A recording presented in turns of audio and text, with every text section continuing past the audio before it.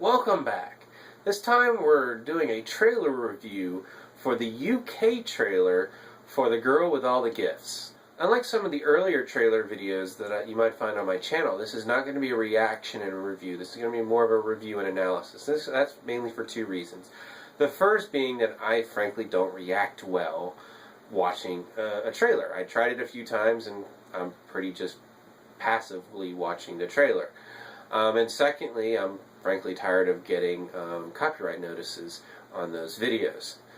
So this time I will provide a link below so you can actually watch this trailer, and this is me after having some time to kind of digest it and more thoughtful in my analysis of it.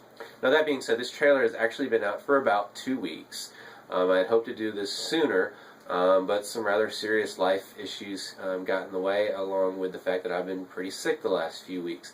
Now the first thing I'm going to say about the trailer itself is that this is a UK trailer, more like an international trailer, so if you're unfamiliar with those, there's a lot more blood than what you're going to get in a domestic trailer, and the blood is not going to be matted brown, again, like you're going to get in a domestic trailer. So be warned, if you don't like blood, you might want to not watch this trailer, and probably don't want to watch this film, because I'm probably sure there's going to be a lot of blood. Now this movie is based on the novel by M.R. Carey.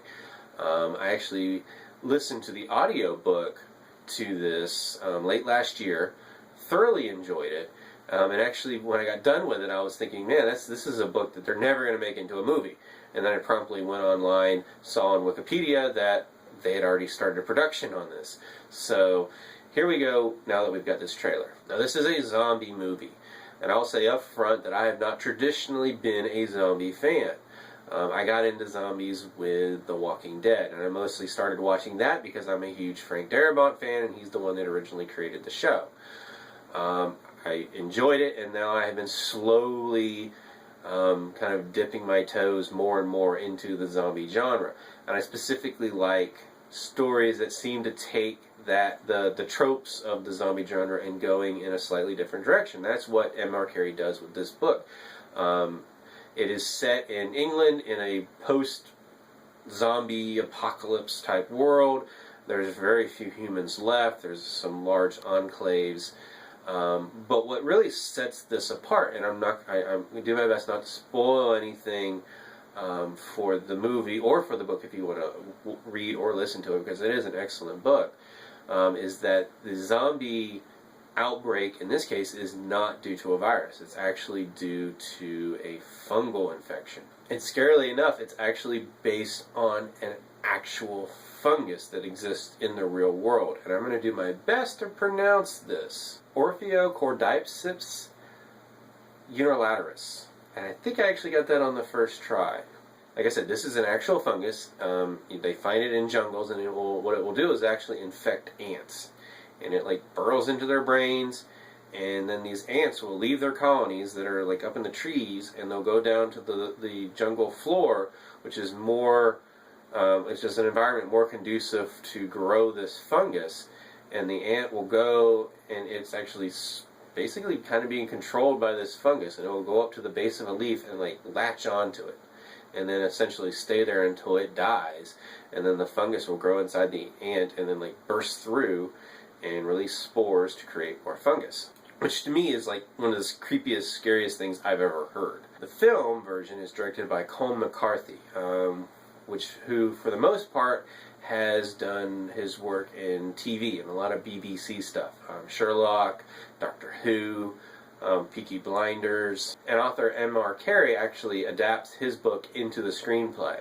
So hopefully that means that this is going to be a pretty accurate representation of the story. From what I could tell in the trailer, and this is more of a teaser trailer than anything else, there's not a lot of plot given, other than kind of setting up the premise of the main characters in this world and controlled by zombies.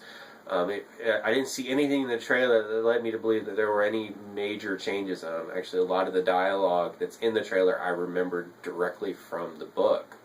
The main character is a young girl named Melanie, and she is played by a relative newcomer named Sennia Nanua. I hope I pronounced that name correctly. And she is one of, and again, without trying to get into too many in the way of spoilers, she is one of a number of children who are essentially zombies, but they're higher functioning zombies. And they're being studied by this group of scientists and teachers and military people to figure out why they have retained their intelligence, and hopefully they'll be able to use that to create a cure. And one of these teachers is someone who Melanie looks up to greatly, is Helen Jostanovich, and she's played by Gemma Arterton. Obviously the biggest name in this movie is Glenn Close, and she plays Dr. Caroline Caldwell, and she's the lead scientist that is investigating these children and how they might be able might lead to a cure. And rounding out the main characters is Sergeant Eddie Parks, and he's played by Paddy Considine. He's been in a number of things, including Peaky Blinders. So getting back to the trailer itself, it's a pretty straightforward trailer. Kind of sets things up, kind of teases the main characters. If you're not familiar with the book, it leaves a lot of questions. It's one of those things where it kind of sets these children up. Oh, they're children. Oh, wait, now they're in these like armored wheelchairs. Oh, now the little girl is like jumping and ripping a dude's throat out. So it sets things up pretty well. And then you have this kind of, a lot of flashes of action in different sequences that come later, obviously, in the book, but again, don't really give away what exactly is happening. So as a trailer, I enjoyed it. I'm looking forward to this movie. Like I said, I read the book, I enjoyed it, I liked this cast. On a completely unnecessary note, I will mention, considering, the racial makeup of casting when you're taking fictional characters from books and then turning them into movies, I did think it was a little interesting that they actually sort of switched races for two of the main characters. Melanie in the book is white, and Miss Jostanovich is black, and in this case they are essentially reversed. Doesn't really mean anything, I just figured I'd mention it. I like the cast as a whole, those that I know of. I will say the one thing that left me a little cold in the trailer was the blood effects. Obviously there's a couple scenes where zombies are getting kind of headshotted, and it's very obvious after effect blood work on the gun wounds, and it looked pretty fake. I'm hoping that gets cleaned up as we get closer to the film's release. My typical rule is I don't judge movie special effects on what I see in the trailers, but it was particularly bad, so I felt I should mention it. Suffice to say, I'm looking forward to this movie. I like the book. I recommend the book. Would like to know what you think. Have you read the book, and what do you think of the trailer? Do you think this movie's going to do justice? What do you think of the cast? If you haven't seen the movie, what do you think of the trailer just coming in cold?